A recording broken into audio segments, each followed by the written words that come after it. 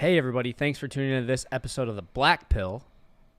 You got that one, Ken? Got it. Well, I almost said wait a minute, but This is uncharted territory for you. brand new, man. All new. This is good, though. Yep. So this is our first Black Pill episode with a guest, and it is so fitting that we are joined by the one, the only, the amazing, absolutely amazing, one of my favorite people on this planet, Galt. The universe set it up all perfectly. We changed the name, and that's who we get the first person. Best person we can get. It was... I don't even have words because it's so phenomenal. I've read both her books. I listened to her podcast. I've wandered on this show for a while. I explained the story on the podcast and everything about us getting her. And, you know, I wanted two people on the show when we started this, and we got her. She's amazing. Like, honestly, when she talks so matter-of-factly about a lot of this stuff, and it does make sense. Like, the way she explains it, it's just very... like anybody can get it. It's not like that far out there. I say it in the show, and she just does so she's a Tibetan Buddhist, which again, you'll hear this all in the episode, but what she just does a wonderful job of is explaining these things so clearly, using scientific data to back things up, and also relating it to other religions in this world. So you're not just like, oh, this is some crazy Buddhist stuff. Well, yeah, because you know how we've all said, like, oh, the religions kind of all seem the same. Like, oh, and they always say Islam, Buddhism, or Islam, Christianity, Judaism are all they're from the same. They're all from the same seed. Well, yeah, you know? and when she uses the sacred geometry to relate to make that exact message, like everything. It's just people like this, this is what I'm so happy we did this podcast because everybody's going to like this episode. Even if you're not into spirituality, there's some, like, she does the whole story about the Nazis in her next book that's coming out and what they did and things like that. So even if you're not a spiritual person, you don't have to be to like this one, because also this is going to help you become a better person, raise your vibration, and do all of those things that we talk about quite often now. Right. And so I'm stoked to share this one with everybody. I know this episode itself had the last two episodes we've done between the Vibe Tribe being together, right, and now with Galt. Like, these last two episodes just have had a profound impact on my life. I couldn't be happier. Yeah, just talking to Galt, I got goosebumps right when I first saw her when she came up. I was like, I can't believe I'm actually talking to Galt right now, and it was a great conversation too. I mean, I was quiet a lot of times, just kind of staring off into space, going, "What the hell is reality?" It's on YouTube, and you'll see both of us. Like, you'll hear the bishop say about get the forklift to pick your guys' jaws off the floor. That's how I felt a lot of this episode. Like, it's hard sometimes. I'm looking at myself back in the camera, and I'm like, you should say something, and I'm like, I can't, because I'm just left speechless. Well, and just like, oh my God. She says something profound, and I don't want to come back with, dude. like I did multiple times. Yeah, so enjoy this one. Before we get into it, today's episode is brought to you by who, Ken? Carrot Coin. Carrot Coin, Northeast Ohio's highest paying coin and jewelry store. Go give Maroon a follow on both Instagram and TikTok. He's got great content. TikTok is blowing up for him. He's got a coin of the day. He's doing some crazy stuff. He's always got the white gloves on. I'll leave that one alone for now. You can check him out on his website as well, carrotcoin.com. That's CARATCOIN.com. And then you can shop with him. Always can shop with him. He's always got stuff listed on eBay. So check out his eBay store. That link will be in the episode description. Once again, guys, Galt on the Black Pill. All right. Hey, guys. Welcome in for this episode of The Black Pill. First one. Very fitting. Today, we are joined by someone who I am super pumped. I'm so happy she is joining us today. When I started our podcast, I had two people on my list that I absolutely wanted to have on the show. We got one of them, and we finally have the other one today. Today, we are joined by the one, the only, Galt. Galt, I'm going to beat you to it. How are you doing, my love? Oh, hi guys. I'm doing wonderful. Really, I mean, my life is, since the pandemic started, I have just been more busy. How is that supposed to happen? I feel the more same busy. I feel the same way. I think it's a good thing. It's okay. It's better than sitting in your house all day, not doing anything. At least you're keeping up. I think yeah, they have me working, that's for sure. Good. That's good though. So Vaughn, you've written two books. You wrote the Buddhist. I actually think you've written more than that, but as far as what we're going to talk about today, you wrote Buddhist Guide to Manifest Parallel Realities Using the Four Noble Truths and the Eightfold Path in the Age of Consciousness. You also wrote Buddhist Mandalas, Explore Parallel Realities with Sacred Geometry. And you're Mhm. working on it. You're working on another one, right? Yeah, I'm working on the second book in the Buddhist Mandalas Trinity series, which is Buddhist Mandalas, Christ consciousness of a multi-dimensional Merkabah. Whoa. So I was hoping to be finished this month, but the teachers have added some more content just to clarify some things for the Western minds, get you guys caught up. Mm-hmm. And so hopefully by next month or soon after it will come out. So just, finish reading Buddhist Mandalas 1. Get your bookasm going with that one. Yes. I did. I couldn't. I told you earlier. It was like I read both the books, and especially Buddhist Mandalas. Just it was hard to get through, and not because the content, because it's so mind blowing. I had to stop and go back and read again because I'm just like, oh my god, and just like you said, I had that bookgasm over and over. Well, it's crazy. Yeah. You never heard any of these concepts really before. I mean, you and I mean, Catholic school our whole life. So all Well, this stuff was like science and fiction. it's That's what really drew me. I'm like, this is like a movie. yeah, and Mm, I think it's a what real you movie. it is, and I think what you do a great job of is telling that story for like the layman's, whatever you want it. For me, I don't understand Buddhism. I didn't study it, but you do such a great job of explaining these concepts and these ideas and explaining sacred geometry that it's not just easy to understand. It becomes so impactful because you're like, holy shit, that makes so much sense. Yeah, yeah.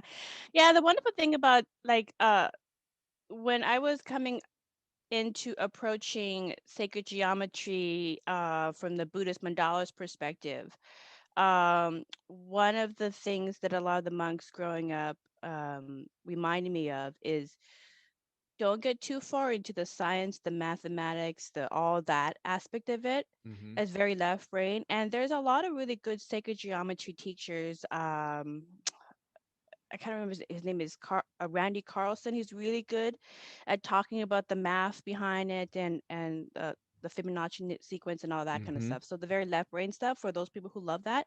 Um, there's also others. John Vala Melchizedek is really good at kind of introducing it a little bit, but the Buddhist mandalas perspective of going into it, the monks growing up that I learned it from was I learned it from studying art history of Buddhist Mm-hmm. mandalas through the art history aspect of it and not the left brain scientific all the other aspect of it.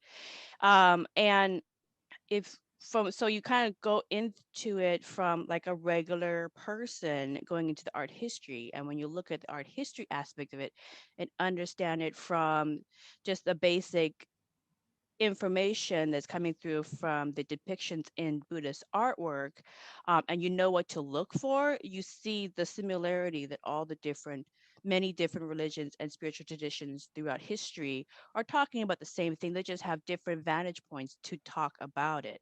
But I draw it all the way to the furthest of the truth, which is um, that is how you are created. You are energy and you are created. Your mandala Yes. is what creates you. And so we get a little matrixy.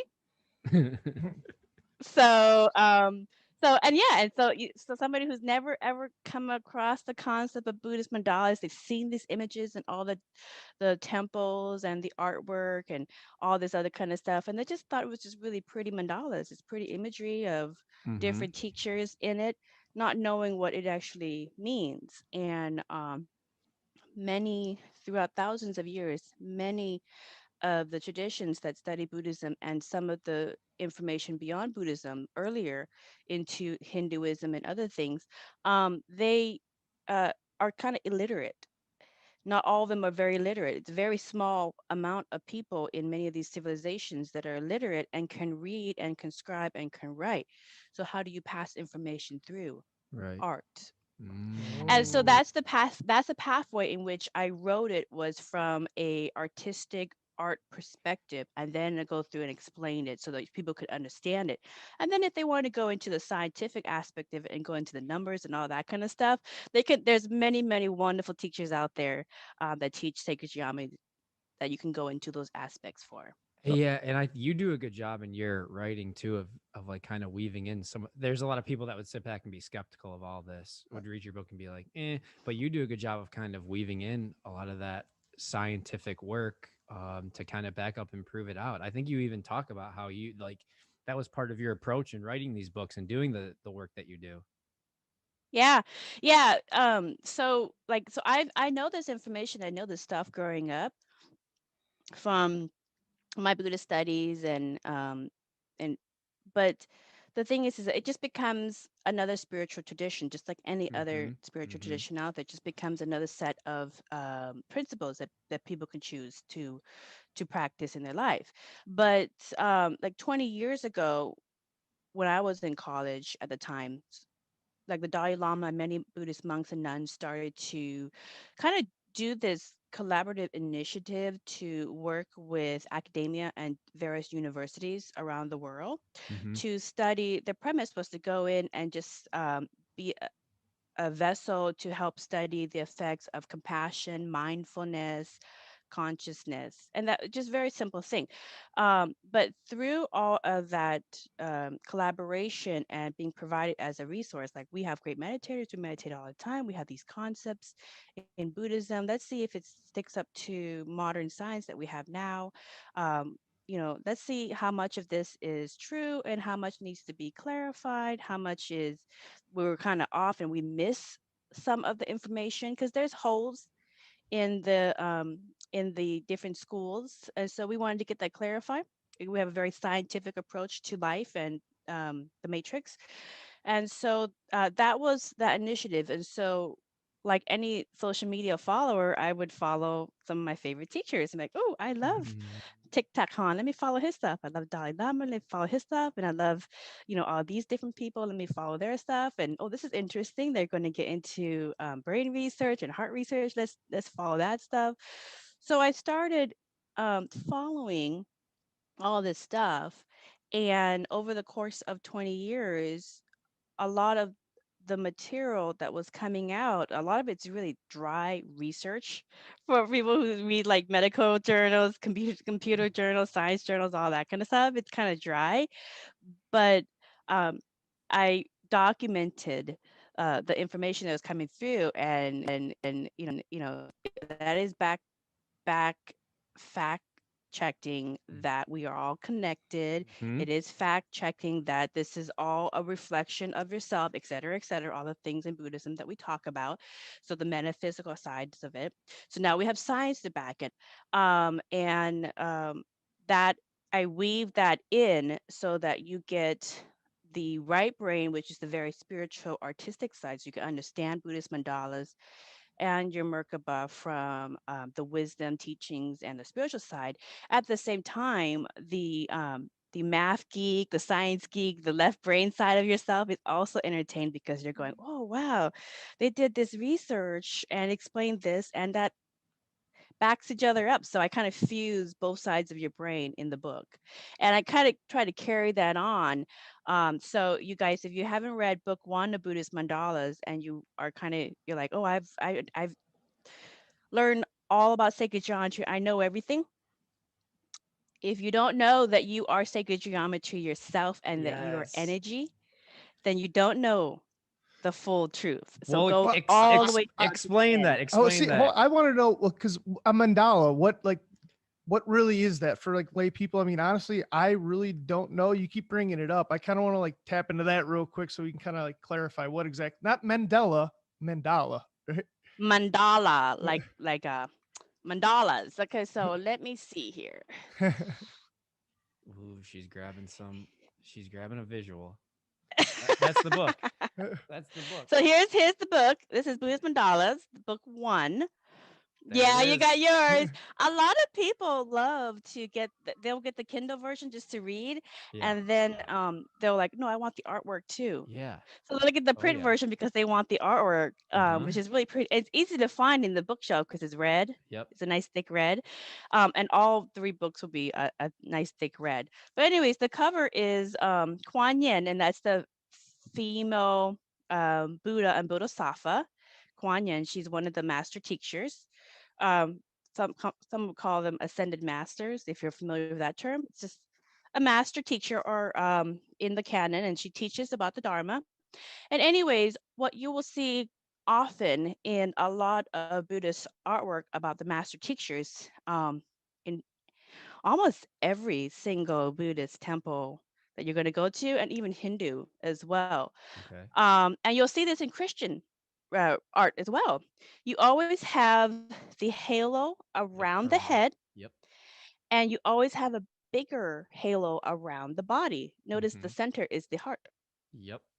Okay. And the center of the halo around the head is the brain.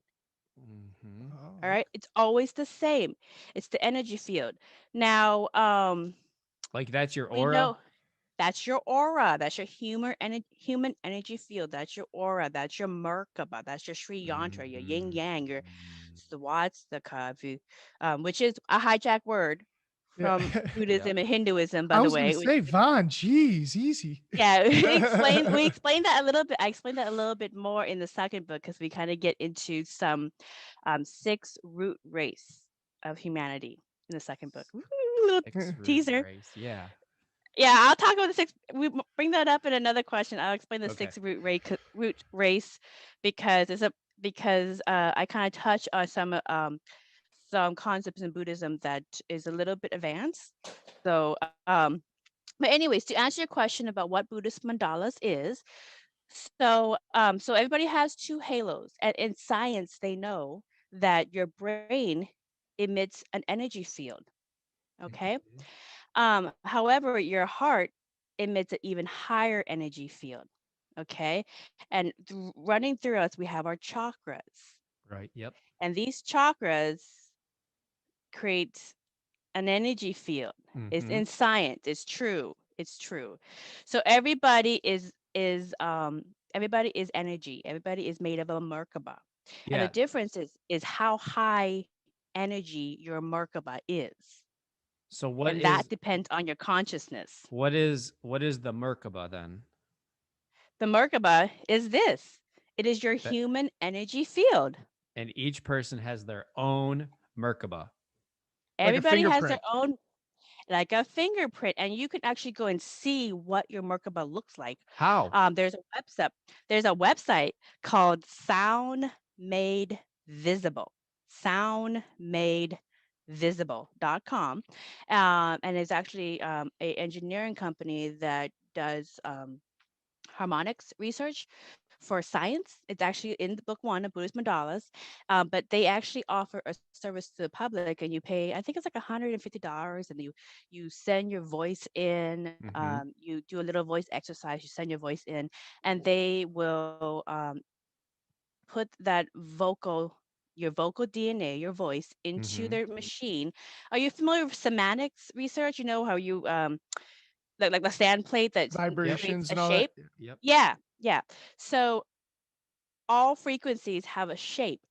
So in semantics research or singing bowls, there's a lot of different ways to do it. They will play a harmonic and that will create a shape. Okay. Your voice has its own energy signature, just like a fingerprint. They're all unique. And when they play your voice into a cymoscope, which is the technique that they use, it will create an image. It'll just create an image. So I actually have mine. I can go get it. Go get it. Go grab it. I want to see I'll this. grab it really quick. I gotta get one of these made now. Yeah, I think you actually go on the website and like you put in your voice right there and they'll show you what it looks like. Oh, really? But then you just like have to figure out what you want to buy, what color you want to make it, because it's not just like it doesn't come out in a color. It's like you choose your red, orange, yellows, or whatever you want. You looked into this and Yeah. didn't pull the trigger? Yeah, I didn't. I wanted her headphones off so she didn't hear that. Okay, so I wasn't expecting to do this, but anyway, so I did my voice mandala to see what my mandala looks like. And my mandala, when my voice says my name, Vaughn, which is what I sent in, it immediately shoots out an image. And this is what Vaughn looks like in her mandala. Oh, baby. I have a quick question on this. Yeah. Wow, that's crazy though. But do so if you see the little lion's heads? Oh, Holy crap! Yeah, now I do. Oh, I didn't notice that till you called it out. Yeah. Oh my goodness. So as we're on our spiritual journey here, will that change? Like, so if you did that 10 years ago and then now you do it, it's going to always change, right? Or is it? Your energy signature is going to be the same. The intensity will change. Oh, okay. Because, okay, so if I understand this right, your Merkabah is like your personal Stargate, right? And is that how you? Yeah, it's your energy field. Your energy is your own personal Stargate, your portal, or whatever. And as you change your frequency and your consciousness, Mm-hmm. reality. This is where we get a little matrixy. Yep. Reality is a reflection of your consciousness. And when you work on your consciousness and the way that you see yourself and the way that you see society, et cetera, and change your perspective on things, or you heal your own traumas, there's a lot of different ways to do self-help work. But anyways, all those different aspects help you bring up your frequency. And when you bring up your frequency, what happens is that reality is going to change to match that frequency. And so you're going to get, you'll know that you've changed reality when aspects in your personal reality changes, such as like your neighbor's house is slightly different in construction than you Mm-hmm. remember engaging with it Yep. last. Yep. Okay, that is not because you're forgetting something or you're remembering something different. It's not a faulty memory. You physically experience another version of your neighbor's house that is no longer the same exact way. Now you're smiling. Tell me one of your personal Mandela effects is what we call it now. Well, because I was gonna two things, I guess. For me, my eyes change colors, What from what color to what color? like green to brown. Oh, green to brown. My husband changed from he had this beautiful blue. I used to say, oh, it's like the ocean, and now it's a gray. And he's Really? just and yeah, it's a gray. So I'm like, well, I like gray too. But so So so when you notice, so like the one, like you walk out, you see your neighbor's car and you're like, I swear that car was blue yesterday, but today it's red. You've moved to a different reality. yeah, yeah. You didn't have faulty memory. It really was blue in another reality, but now it's red because you changed your perspective on something. And Well, when you change your perspective on something, wow. or you heal I something that love. brought down your energy field, you just it's almost like here's my cup of water and I Uh-huh. have these ice cubes, and each one of these ice cubes are a certain dense issue that's bringing down the water. Now let's say one of these ice cubes are my issue with society, not being perfect. And I finally get to a point where I'm like, everybody's doing their journey and I wish them the best and I'm sending lots of love.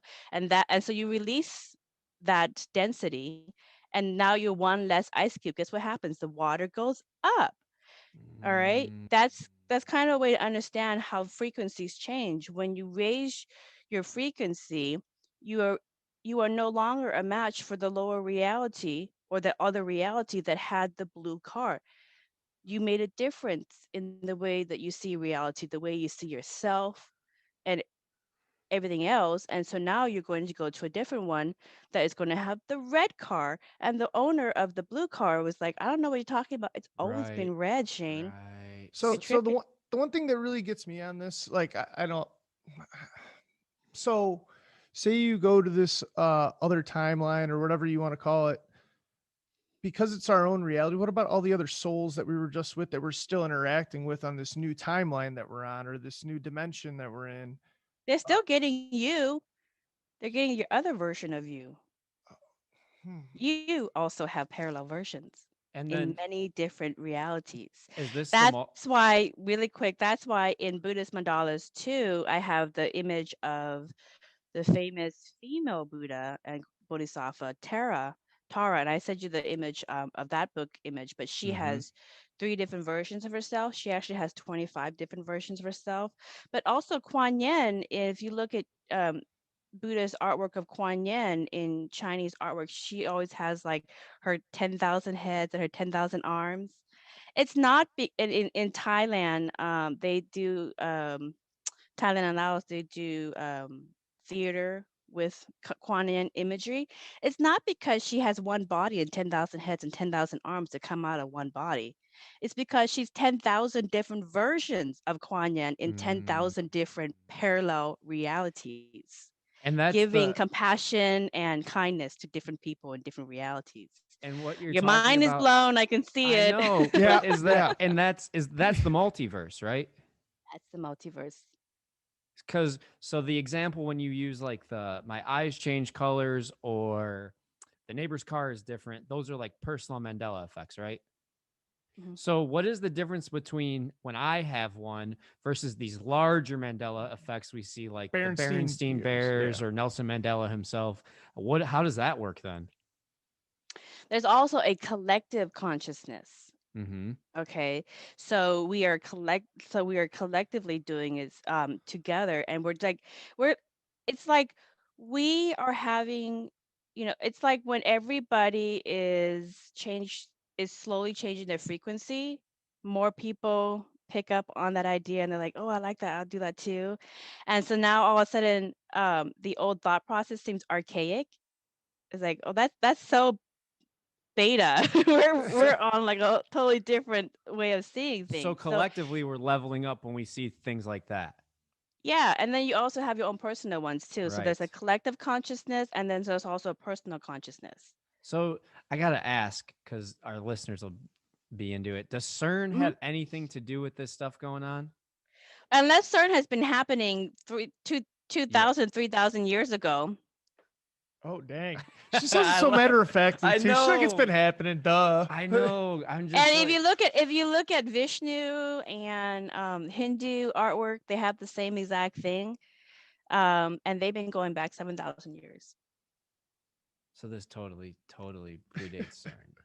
It predates that. Now the thing is, it's not happening as a mass because there are people who have been fifth dimensional awareness because it happens within our consciousness, and they know in science a couple of years ago, is in my second book, they were able to map out the brain and find that in our brain we can access up to 11 dimensions of reality.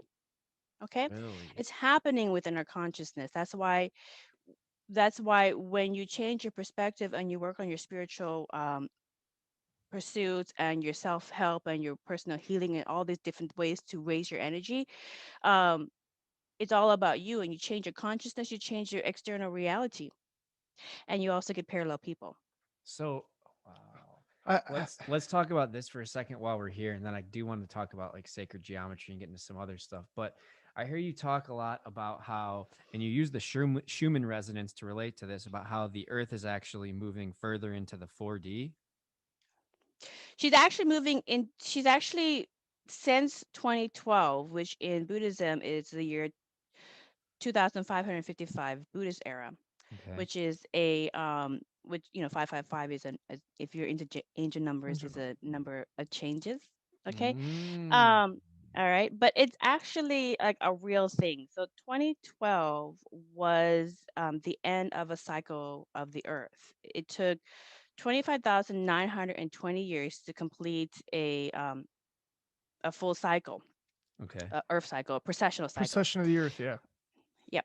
And 2012 was when it happened. It wasn't doomsday. It was just the end of a cycle, the Mm. end of the cycle of polarity, of seeing separatism and bringing in a new cycle. Well, many indigenous cultures like the Mayans, which is the most popular for 2012, Right. Native American, Easter Ireland, and Buddhists, and some others as well, we kept that knowledge alive about the processional cycle, and we did what they called an awakening ceremony at 2012. Okay, so while the West and many of the world thought it was doomsday, we just shrugged it off and did the awakening ceremonies. Uh-huh. And we didn't do anything special. We didn't activate anything. All we did was acknowledge that the earth has completed her cycle and she's moving into a new cycle, a higher cycle. But we didn't, and it was going to quote, quote, usher in the golden age of interstellar humanity. Mm. We don't know how that was going to look because It hasn't been done yet. So what's happened, and I've been following the research, and I followed the Schumann resonance because since 2012, before that she was doing little spikes. Typically the Earth's heartbeat is 7.83 hertz. Right. And before 2012 she may go up to 10 hertz or 14 hertz. And oftentimes when she does these spikes, it something else happens, like there's a natural Right. disaster or 9/11. 9/11. Yeah. So what that says is that we are all connected to each other and we're all connected to the earth. It's It, there's only isn't one it? person here. And isn't it like going? It's going crazy now, isn't it? It's like it's Yeah, been yeah. hitting Well, all then time it blinks highs. out, it comes back, it goes in, it goes Yeah, way it's like your high. heartbeat. It fluctuates. So anyways, in short, prior to 2012, she would do these small spikes, and for a very long time, because I've been going through 20 years of this, for a very long time there wasn't much going on. So Princeton University that mapped out the Schumann resonance and the spikes of the Earth's harmonics didn't really get much information, so that was really boring. And Mm-hmm. because they wanted to see if these indigenous beliefs about the earth being alive and connected to us was real. And if she's going to the fifth dimension, we kind of wanted to. So they did the research, nothing really happened. But then um at 9/11 and other Hurricane Katrina and other things are happening. So they're like, oh, it actually is true. She does spike when these natural things happen in the planet. And when major events happen in certain parts of the world, she'll respond to some of them and not others. And we don't necessarily know why she responds to some human events and not Mm, other human events. You know, that gotcha. part's a little up in the air. But she responds to things that's happening to her body, like a tsunami or earthquake. That's for I sure. love the way you refer to the earth as she. I love Yeah, yeah, yeah, Mother yeah. so Nature. awesome. It's She's Mother Mother Nature. So, Nature. Come on, you knew well, I that. picked it Yeah, up it's right off the Mother what? Nurture. It's Mother Nurture. Ooh, I Um, like that better. yeah. So, anyways, but after 2012, just to get past this topic, after 2012, she started having bigger spikes. She started having like 20, 30, 50, 60, just crazy, crazy numbers beyond 7.83. Mm-hmm. And from the research, and I put this in book one of Buddhist Mandalas, so you guys can geek out on that if you want to go into the science behind that. But basically, what happens is when she has these big spikes, um, humans are much like animals, just kind of like when animals notice an energy change in the air and they notice like there's going to be some kind of natural event happening. You see all the animals all at once, it seems, running for the Earthquakes, hills. tsunamis, all that. Yeah. Animals are connected to the earth and they feel that energy. Now humans are a little stupid because we don't necessarily Yeah. recognize that Yes. until the That's the tsunami is hitting our feet. stupid. So Yeah. anyways, but the thing is that the Schumann resonance, um, over and over again recognize the spikes because it runs like it's measuring Earth's seismology, like it's measuring earthquakes. It works the same way. But anyways, they have these random number generators all over the world, and they notice spikes in different parts. So they know something's happening over here. And what's happening is the Earth is picking up the heart palpitations of all the people because we're all connected, and we are all having a collective anxiety at the same time. She will feel it, Wow. and then the signs will go, oh, something's happening in North America, or something's happening in India, whatever. And so it's kind of like an early indicator. It happens hours before it happens, and it happens every single time. So then when it So goes that's crazy, like 100 or whatever it was, like, what does that really mean? Because you said he had spikes at 14 and almost double, 16 maybe, but now we're like at 190s. Like, what is that really yeah. signifying? So before 2012, she was doing these little jumps, 10, 14, 15, whatever. But they were big jumps because for a long time she wasn't doing very much. And now she's taking these leaps in hertzes, these leaps in energy. So you can understand this to like the analogy of a TV. So when you're shopping for a TV, an older TV that's very pixelated and like not very clear, it's going to be maybe 60 hertz, kind of a low frequency TV. But when you shop for a higher resolution TV that goes to like 120 and higher, much better picture quality, much clearer. The pictures change so much faster that the pictures between frames are changing so quickly that you won't even tell a difference as compared to the older TV where you can kind of see it's shifting. Okay. Well, that is exactly what's happening to our reality as well, is that in the lower frequencies of before 2012, Earth was kind of slowly changing it. So for people who were spiritual, they can kind of see the warps ins and warps out of reality. They walk around and kind of see like, oh, what's this? Did I just have a headache or something? Because the reality is going to kind of, they can see that. But Yep. in the higher frequencies that Earth has been going to these higher hertzes, she's changed her resolution much faster. She's moving up to the higher the higher frequencies of the fifth dimension. um and so the picture quality is changing so much faster that you don't see those warps ins and out. Now you just see a red car instead of a blue car. Holy smokes. Ah, you got to read book one so you can have a regasm. What? Okay. So the Earth is moving rather quickly. It sounds like through that on a personal level. Though, 'cause Yeah, we just talked about our Merkabah. How does that? Like, are we supposed to keep up? Do we have to keep up? What happens to us? we're keeping up. Earth, like I said, we don't know what is going to happen. So I don't get into prophecy or Yeah. Okay. prediction. I know some people love that Yeah. kind of stuff, because the thing is that everybody is creating their own reality, and they are creating and manifesting within these higher energies. Right. And it's much like if you ever gone sailing, it's much like the wind kind of changes and you're still sailing in your third dimensional way, doing it all yourself, whatever. And you feel the energy change, but you don't make it, and you don't notice that. And then all of a sudden, the wind or the earth spikes come up higher, and you get whooshes and whooshes, and now it's topping you over, and you're like, oh my goodness, the wind has changed, the energy has changed. So I need to get my fifth dimensional. I need to, game up, level up, get some Yep. people to help me out. I need some people at different parts of the boat, and we're all going to work together and take advantage of these spikes in energy so that we can go farther, faster, with less effort, and get to a tropical area much faster than still trying to do the push pull of the 3D way in Right. these higher energies. What's changed is the energy has changed, and the people who pick it up will be able to use these new tools much better. It's So like you're sailing, it's a tool. You can use the tools much better to get to where you want much easier Now so I'm than so with you. so you these get it? You people, get it? yeah, Okay. so these people that are ignorant, they're not like literally going to be left behind in another dimension. They're just going They're to just take gonna them longer. struggle. It's going to take them way longer to get up where everyone's at than once Uh-huh. people that makes so much sense. Now, see, here's the thing. When energy changes, it picks everything up. So if you got unresolved mommy daddy issues, you got unresolved tax evasion issues, you got unresolved relationship issues, it brings it all up for you. It's going to be hell for you every day. So you need to buckle up and deal with your BS.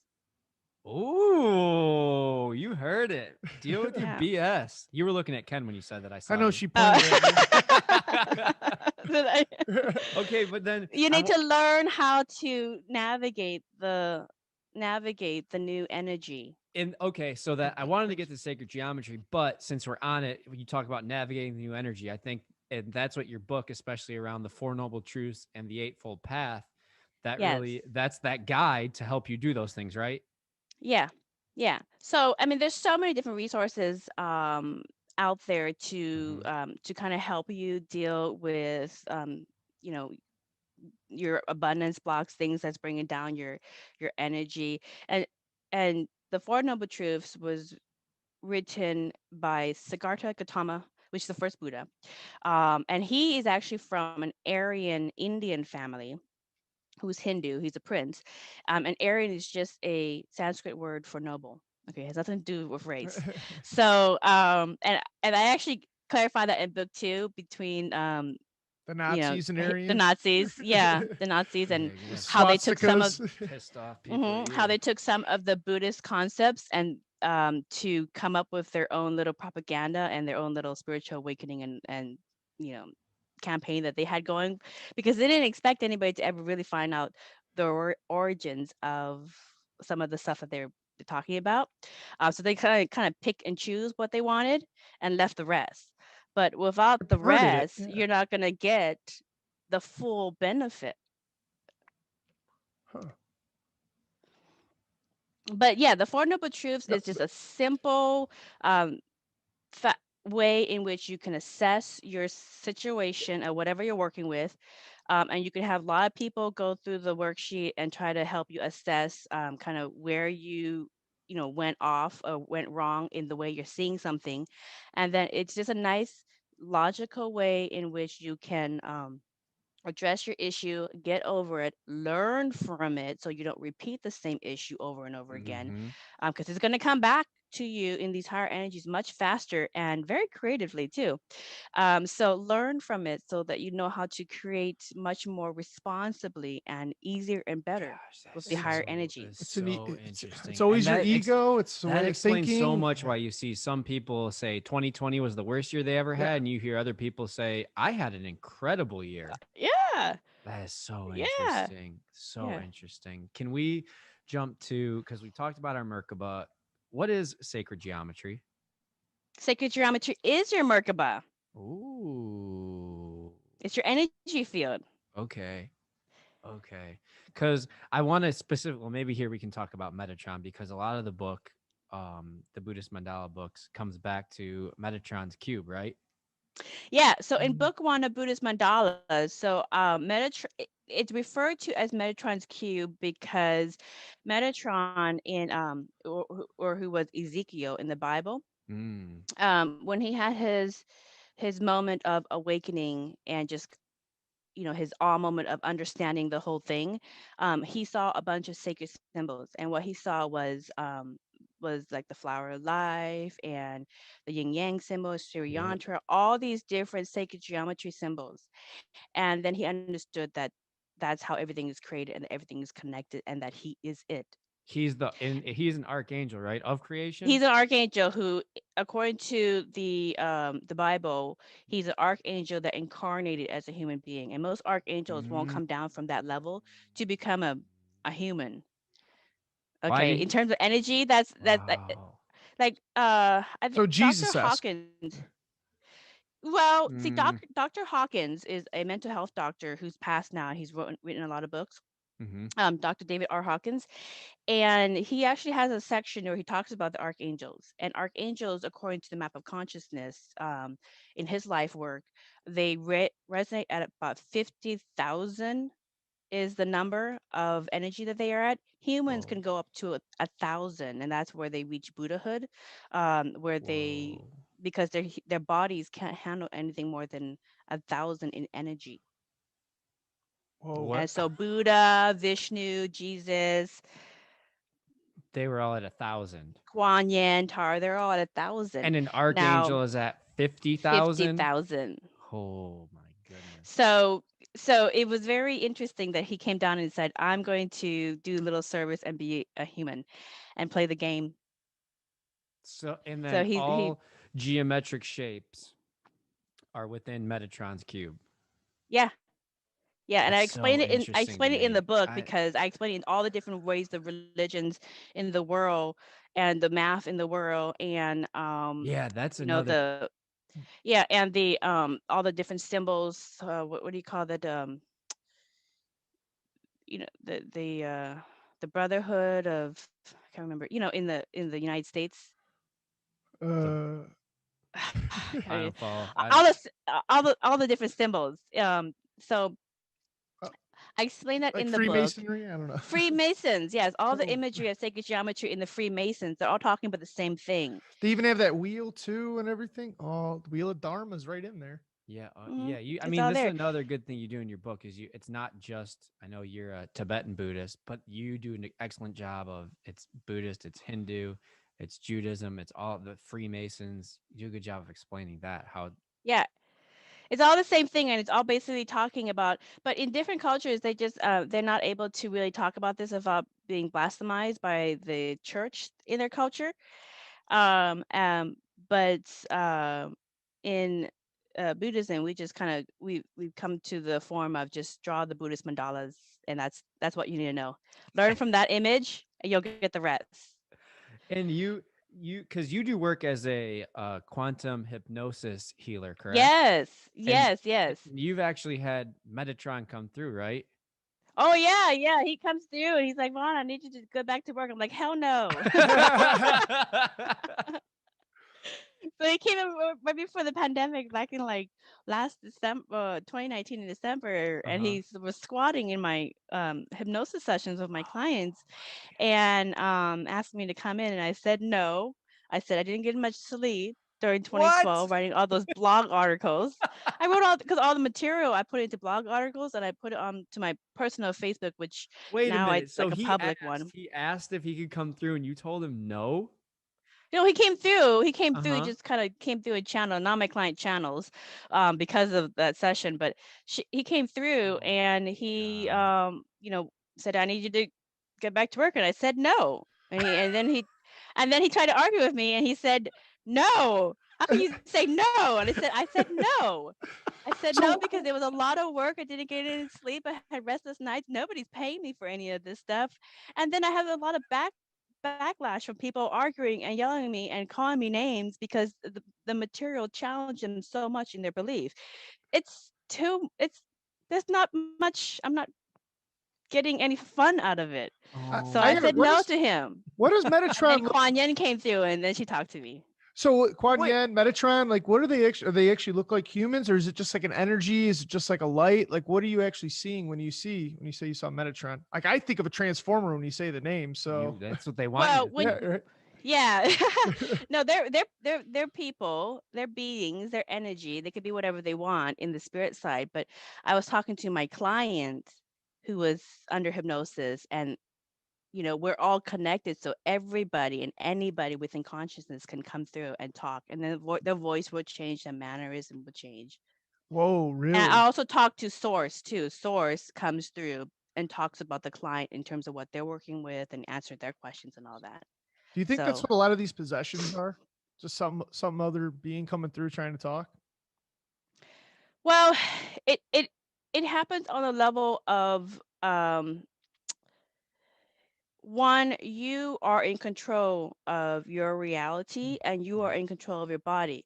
So let me ask you this. If somebody had a physical body and wanted to bully you and take over your life, would you let them? No. No. And this, Right. I mean, you So told why? Metatron no. Yeah.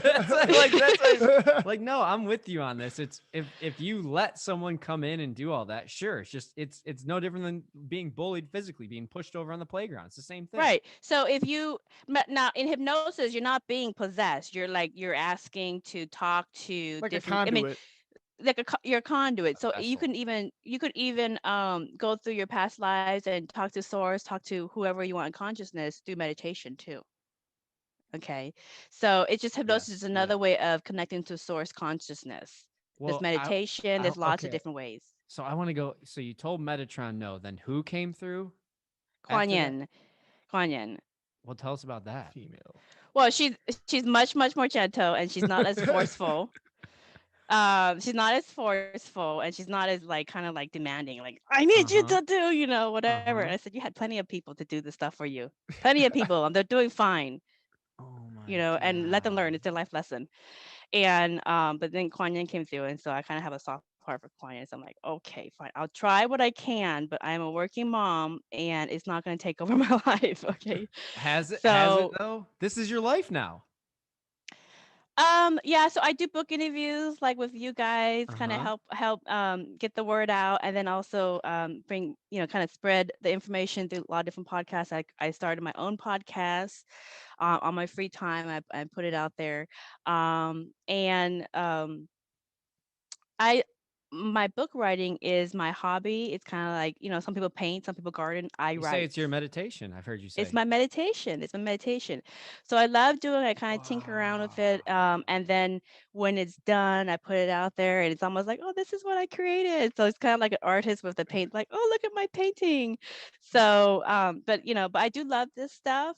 But you obviously don't quit your day job because you're not going to replace the primary income with this, not yet. So, You'll get but I there. Yeah. do love this stuff. So I accepted to do it with the caveat that I will do it. I will provide information, as I'm able to, but it's not going to take over my life. So God, I do say no. that's when you I keep, this is awesome. So did Metatron go back and say, you got to go help me out down there? Yeah, well, actually, I had some I had interviewed somebody for who channels, and Metatron came through the channel because I was like, well, let's channel, and so the Metatron came through the channel and was like, thanks for helping clarify a lot of stuff, and he was pretty happy that because originally I was not going to write the Buddhist Mandala series.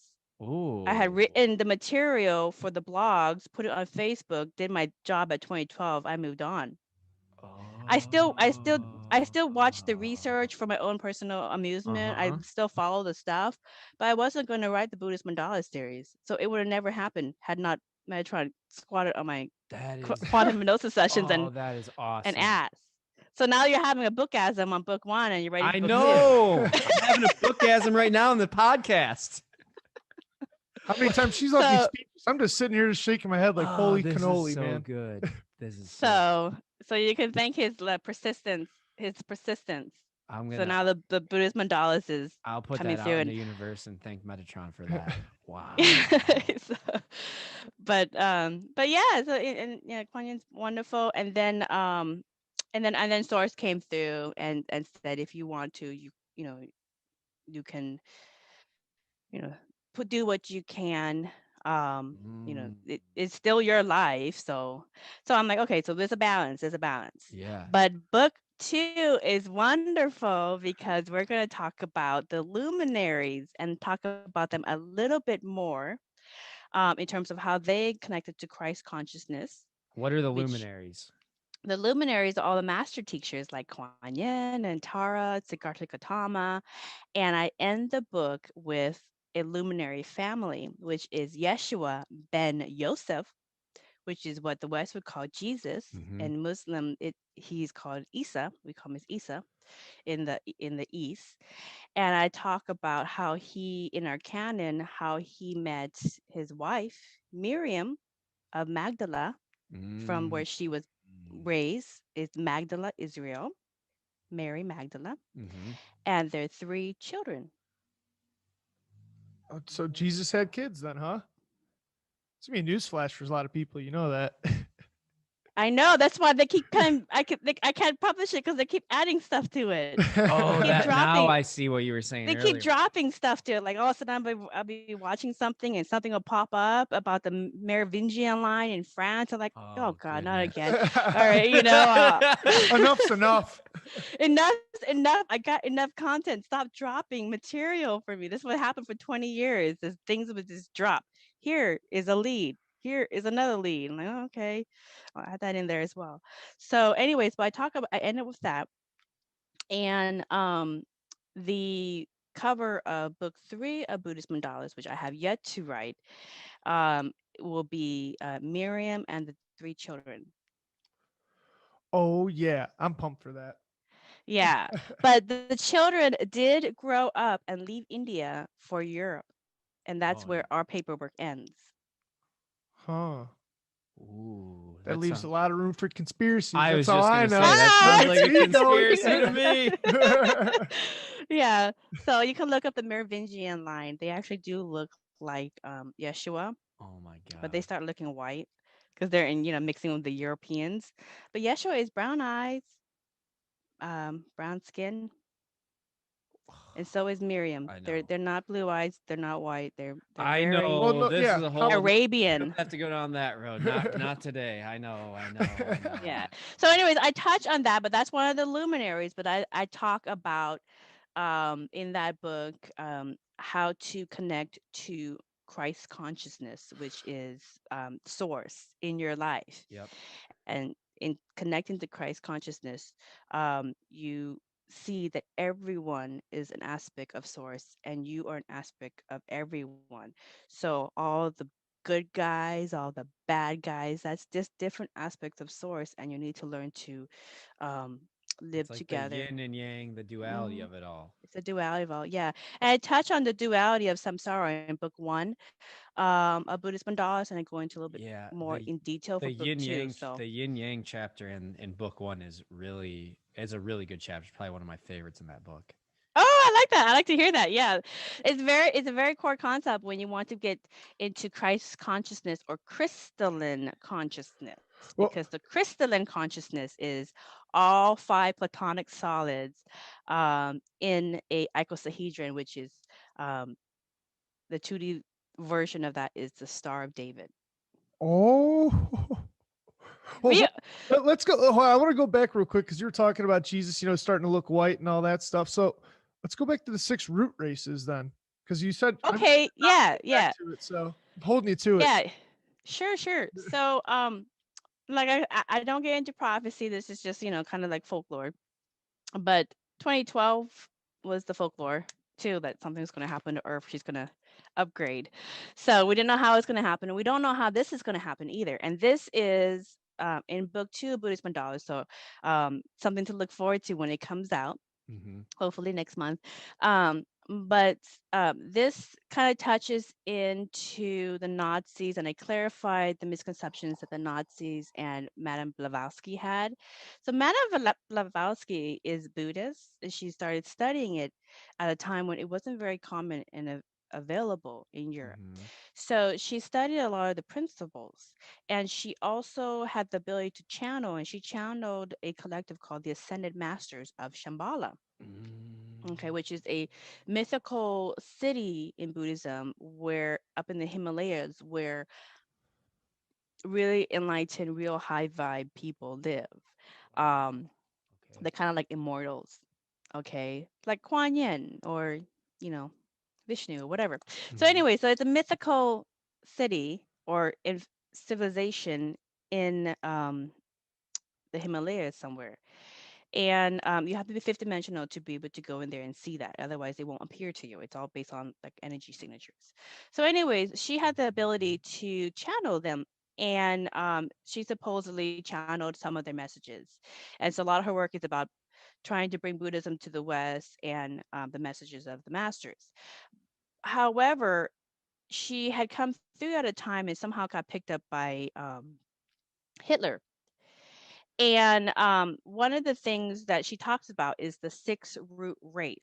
And it is a folklore in Buddhism where humanity enters a new level in their evolution as a collective, and they become highly spiritual, not religious, but above that, highly spiritual. They connect to Christ consciousness. Is the return of the crystalline consciousness in all the Merkabahs. And when they awaken, which is realizing that they exist within a holographic reality, which is responding to the commands of the user, which results in individually and collectively creating your reality. So when they awaken to the holographic nature of reality and they ascend, like raising out their energy within their Merkabah, uh, they start activating their spiritual 6 senses. So you have people in this folklore who will channel, or they'll have be able to manipulate time, or they'll be able to manipulate weather, like rain stop, rain go, rain stop, rain go. They may have telekinesis. They have, maybe be able to be invisible at times. There's a lot of 6 senses that we'd never heard of, and I actually have clients who I consult with about their 6 senses as they get into their awakening ascension process and they activate their 6 senses, and it's like they're getting a growth spurt and they don't know how to live with it. And so it could be a little bit scary for them and also their family on how they can adjust to this growth spurt.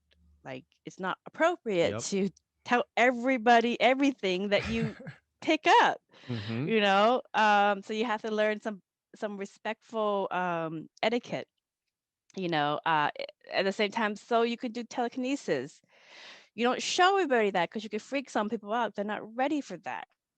Your teacher might be completely scared of you if you're a kid, completely scared of you, and then you have a whole new problem with your teacher because they're scared of you because they still believe in like hell and demons, and they think this is an aspect of that, and this kid might be possessed, which is not the case. The kid just has the ability to do that. So anyways, the 6 root race, according to the folklore, is a humanity that has kind of enter their adulthood, and they've ascended, they awakened, they come into the sixth senses. So if you can imagine the X-Men. Yep. Okay. Okay. Oh my So God. that's a whole world in a Mhm. higher dimension, a higher reality, who see their connection to everything. And Holy they're also very shit. technological, but they also have all these abilities. Okay. So it goes into another folklore about Yeshua ben Yosef. One of the things that they will do is go to his burial in India Mhm. and pay their respects with all of their six senses and all the lessons learned throughout humanity. And according to the folklore, the sixth root race, because the fifth root race was the Lemurians or the Mhm. Atlanteans, Mhm. this an ancient civilization of giants that were highly spiritual involved. But Hitler had picked that up and was like, ooh, the sixth root race is blonde hair, blue eyes, because technically they were blonde hair, blue eyes. Some of them were. And Oh my God. they it goes into a different book project that I'm doing, which is folklore archaeology, which is Whoa. pyramids, megaliths, and tribal folklores of Asia. Oh Okay. yeah. Yeah. So, anyways, but I gotta finish Buddhist Mandalas. So, anyways, uh, so anyways, with when Hitler picked it up, he was really all about the Atlantean folklores and the Uh-huh. Lemurian folklores and how they were remnant civilizations of the fifth root race. And he liked that aspect. He liked the awakening aspect. He liked the ascension aspect. He didn't like the aspect that we're all connected and we're all one. So that one that got overlooked. He Ah. liked the swastika aspect of sacred geometry, and So that brings abundance. So he picked that up, but got rid of the rest. so he just About picked and choose what he picked and choose and hoped that nobody ever figured out the rest. So I'm clarifying that on book 2. Okay. And but anyways, that's what he picked out. That's where Madame Blavatsky unfortunately gets this bad reputation about being connected to Hitler, and that's where a lot of these fringe groups that come off of kind of like Nazism and white supremacy, Wow. they carry on this same patterning because they don't know the full story. Right. Okay, That's so so it so when you know the full story, it kind of looks ludicrous. Well, not really. I I feel think like a lot of our listeners, because a lot of our listeners are into conspiracy, so they're all familiar with how the Nazis were Good. using people to this manipulate everyone. channel. They were using channels to do all this stuff. This is like, I don't know if it's even conspiracy anymore. It's just kind of matter of fact. That's what the Matter of Nazis fact, were yeah. trying to do. Yeah. So anyway, so the sixth root race is supposed to come from North America. All 6. Okay. Interesting. Huh. That's why we're So it's supposed here. to come from the Americas. I knew it. I knew it. That's So why I'm here. I knew it. so that's according to the folklore. It's supposed to come from the Americas, and all Buddhists know they No supposedly come shit. from the Americas. And a lot of Buddhist monks, that's why we don't go into prophecy and sit and predict, because it's just a matter of when people want to grow up and when they want to have their awakening, when they want to have their ascension, when they want to start adapting to their new six senses, and really start seeing the connectivity to each other and start getting their stuff together and helping and feeding and sheltering and getting over their survival and the differences. So once they do that, they raise their frequency to a fifth dimensional level, a much higher level. And I go into the science of this in the books, but they go to a much higher level where in these higher levels, there are civilizations in the galaxy and the universes and dimensions that already exist at these higher frequencies. So now you see them and they can see you.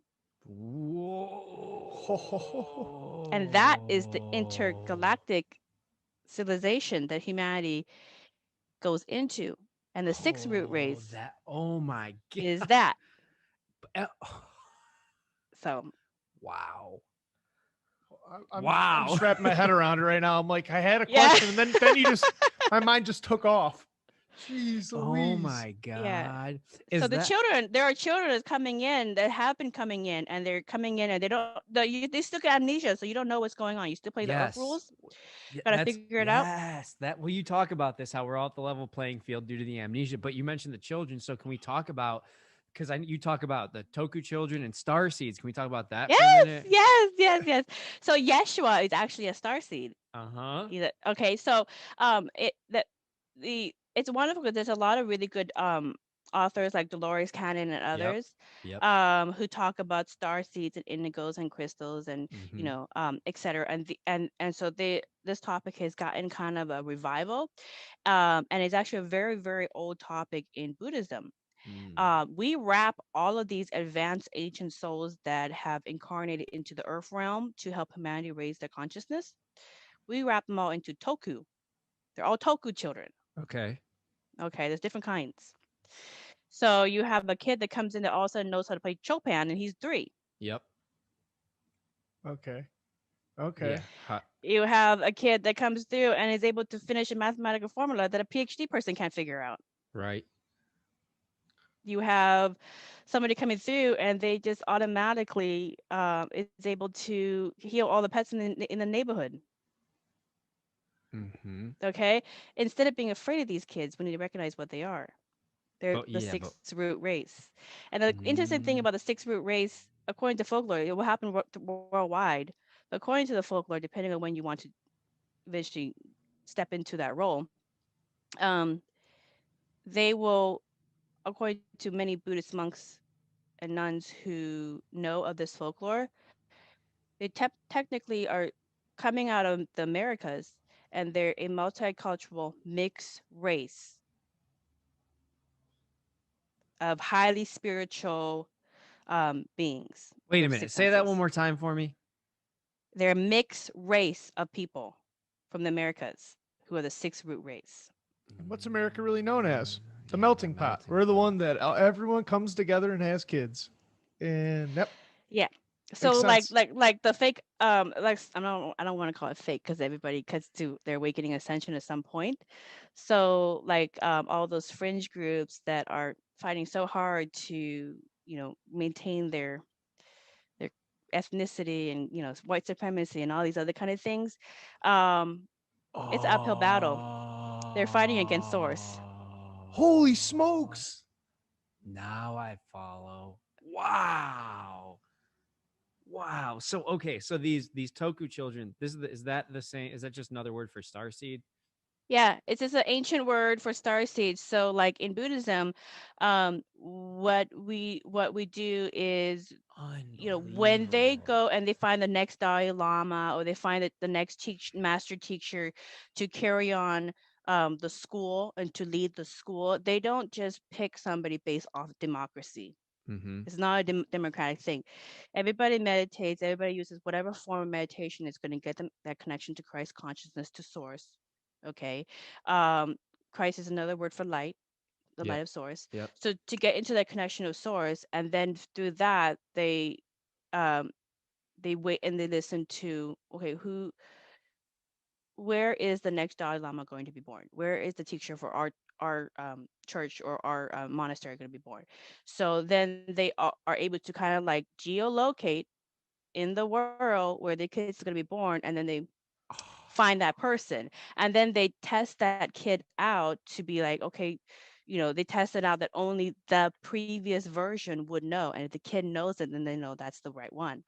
And so that's how they pick the Dalai Lamas. That's how they pick the different things. That's how they tracked Yeshua ben Yosef when he was a baby, and his parents were part of the Gnostics community, and they're like, okay, so we found you because your source is saying through our meditations that your child needs to learn metaphysics and consciousness, and then fulfill a couple of things that he needs to do in his life, according to the greater, bigger picture.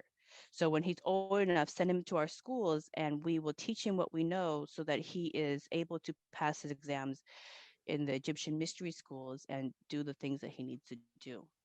So he was taught energy healing. He was taught consciousness. He was taught metaphysics. He was taught oneness with the creator. And so was Miriam, because she went through it as well. And also John, his cousin. You just like put a backstory to the actual Bible. So as opposed to like you go to Catholic school, it just is. he just made all the fish. He just walked on water. He just healed. How? Just because. But you like put it into context as to how and why and where he came from. And it wasn't some like just magical power that beamed down on him. He worked on it and got to those. And everybody can work on it. Wow. Everybody can work on it. It's really easy to do energy healing, you know, some simple stuff. But anyways, and then Marion and him, after the Egyptian mystery schools, they started the Essene community, and we all know the story for how that got destroyed. But there's a whole chapter on the bad PR campaign against Yeshua and Miriam in book 2. So there's a lot to look forward to in book 2. I can't wait. But you need to understand that you're a Merkabah first, because that will give you the back understanding to your connection to Christ consciousness and your leveling up of yourself. I'm like into the 6 root race. I know. I have so many questions about. I just think about, so they're sending all these Tulku children here to even to North America, and we're just like indoctrinating them into this poor. Yeah, they're stopping the ascension. Essentially, that's what it seems like the powers that be are trying to do. Is that fair to say, though? They're trying to keep us separate. No, because you are. Okay, you have to, and this is the thing with book 2, you have to understand your oneness to everything, okay? You give power to other people. Yes, thank you. Okay, as long as you think that these other fringe groups and entities that you demonize as bad is separate from you, you will not reach that connection to Christ consciousness and source. Source. Yep. You just described my whole everything is fake. Like that's my thing. I'm like, nope, they don't exist. It's fake. It's all made up. It's theater, whatever you want to call it. But once you give your power to that, then yeah, it exists. They take your power. They can do all those things. Right. You're actually more powerful than you give yourself credit. And now there has to be, and I explain this very much in book 1. I explain this throughout the book series of Buddhist Mandalas. There has to be a dual nature to creation and samsara. You can't have an up without the down. If you get rid of the down, then where are you? Nowhere. Mm-hmm. You need a mirror to reflect to you what you are. So don't hate the bad. Accept them for their role accept them for the role that because they are what they are, you know who you are. Yep.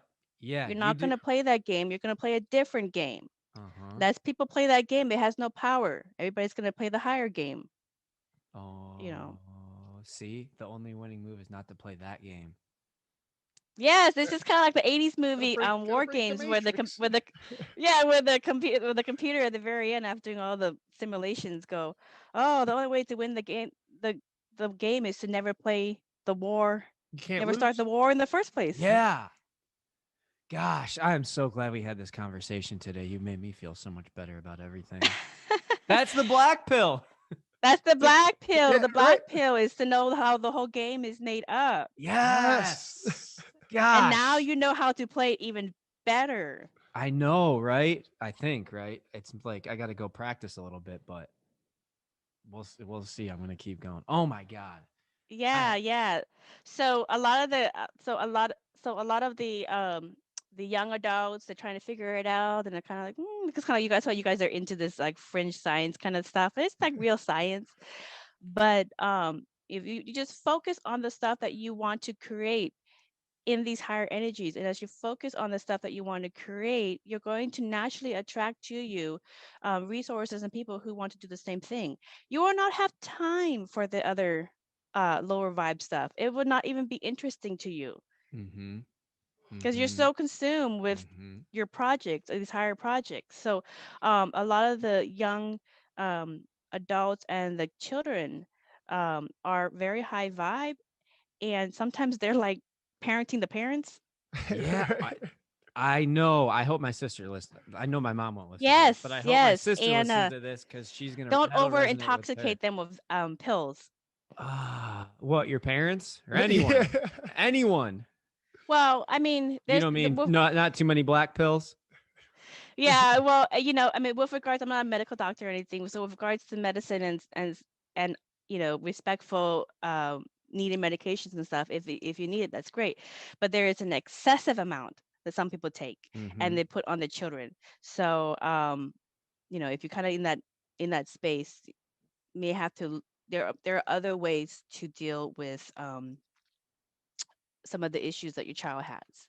I There are I other w- ways. I want to go back to the part you said about just focus on creating and like what you can create, because I think, and you said it earlier too about how you said that we're more powerful than we realize, and we are creators. Like you talked about, I don't know if you even said it yet, but we talk about how we live in this holographic reality. It is a simulation that we create. Like we're all creators, and it's so powerful to me because I found myself a lot lately saying to people like, stop talking yourself out of things and start talking yourself into it, because you can create literally anything you want in this world. Anything. There's no bounds to it. Yeah, and reality is actually more fluid than we give ourselves credit. Because how did you think you get to a reality where the blue car that was forever blue is now red?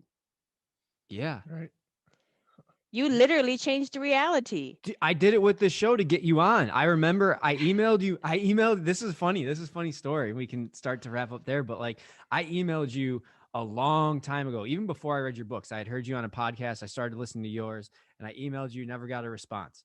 Then I sent you another email, kind of I was going through my list of guests to hit up, and I had you on it still. I sent you an email. And the next morning, this is so funny. Actually, I'm going to say this because you mentioned reading on the toilet earlier. I was I was sitting on the toilet. I texted Kenny and I go, Kenny, dude, I just feel it. Like Von Galt will be on the show and it's going to happen soon. Within 30 minutes, I had an email back from you that said, yes, I would love to come on the show. Yeah, you sent me that text, and then you sent me the screenshot of her Yeah. email, and I was, Yeah. Hmm. Well, it just makes me really happy that you guys read the book and you guys jive with it because, I mean, that's all it takes is one person within your circle to kind of get it. And just, we're kind of like a love virus. A love virus. that's really cool. I like that. Yeah, kind of like a love virus. Like once you can't unsee certain things, That's, I know and you someone, can't like unfeel certain things. I'm going to get t-shirts made that say love virus. I'm like a love virus. I'll send you one. Thanks. That'd be great. But yes, the thing that, with the kids, um, a lot of them are very high vibe. Because they are high vibe, they also act like children in that they will take on your negativity for you, because they love you and they want to shoulder some of your, they're very empathic. They want to shoulder some Mm-hmm. of your negativity, Mm. and it's making them sick. We're making our children sick by garbage dumping our negativity onto them. So how do you So, transmute that not to the child then? one, don't talk about your adult issues to With a them because kid. they don't Yeah, know how to okay. handle. Right. These are very complex topics. They don't know how to handle. They just want to know, am I going to have Cheerios for breakfast? Right. And when it's my cartoons going to come on. They're still kids. They don't need to know your issues with your mom You and your can't pay the dad, your rent, do any of work, that. can't pay Yeah. the rent, all these different things. Your dad is your if your divorce is bugging me, or your mom is says that, what all these different negative talk that we do all day long, not knowing we're actually like projecting it onto the kids, and they love you, and so they're kind of like Uh-huh. in Yeah, they taking don't. it in. Right, you're right. So you have healthy kids from healthy families who are very sick. This is like how you kind of started. We started this conversation too, where it's like obviously you shouldn't be putting that on any child, but Yeah, it comes back to doing the work yourself, right? Like you talked about, especially in how the world is working right now. All that stuff's going to come up in more powerful, even more creative ways. Like you have to do that work. You shouldn't be venting or putting it on a. yeah, just do your work. Just stop. And there's lots of resources. The Buddhist guidebook, with the Four Noble Truths, really, really helps. Mhm. So if you want to try that exercise, there's nothing religious about it. It's very logical. And there's other modalities out there as well to help you address your issues, so that you can learn from them, you can grow from them, and you can create your next best experience responsibly, knowing what you know from the things that you experience, and that things that you don't want to repeat. So self-reflection is really, really important to learn that, so that you can move on. Because when you struggle so hard to learn the same lesson over and over again, you are that you're subjecting the children to that environment, and they are internalizing it, and these higher vibe kids is making them sick. You can either be childless, or the child can be parentless if you keep going down that path. Mm-hmm. Okay, Wow. Wow. we need to learn to be higher frequency with these higher energies, because the kids are already there. You're still in beta. That the You yeah. upgrade your Merkabah. I just sit here and think, because you said it, the kids are already there, and then we just pull them through all this stuff to bring them out of it, and it's just Down. You're yeah, trying to bring them down to it's your 3D self, and they're already there, and they're trying to bring you up, but they're also kids, so they don't know how to get you to adult right. It's not wow. their job. What Yeah.